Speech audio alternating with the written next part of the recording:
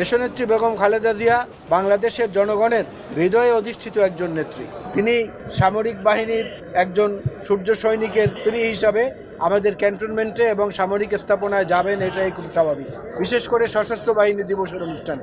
তবে তার যে প্রতিক্রিয়া এবং তার যে অভিব্যক্তি আমরা দেখেছি, তাতে মনে হচ্ছে বহু বছর পর কোনো পাখিকে পায়ে শিকল বেঁধে আটকে রাখা হয়েছিল, সে পাখিটাকে মুক্ত জীবনে ছেড়ে দেওয়া হয়েছে, এমন অনুভূতিটা ওনার মধ্যে আমরা দেখতে পেয়েছি। তো আজকে এখান থেকে আমাদের পক্ষ থেকে আরেকটি কথা আমরা বলতে চাই আমাদের প্রতিরক্ষা বাহিনীর উদ্দেশ্য করে।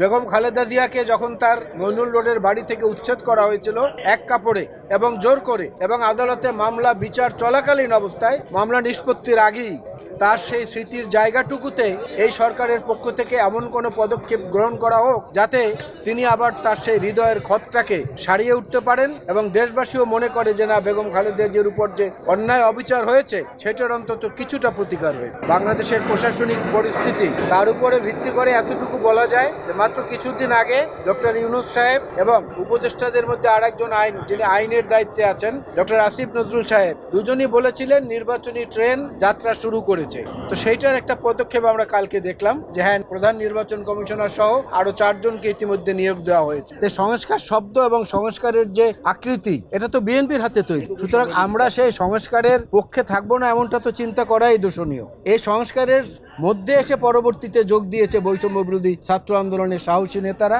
এবং আজকের এই অন্তর্বর্তীকালীন সরকার। সুতরাং লক্ষ্য তো সবার এক, কিন্তু অন্তহীন সময় তো সেজন্য সংস্কারের জন্য নেওয়া উচিত হবে না।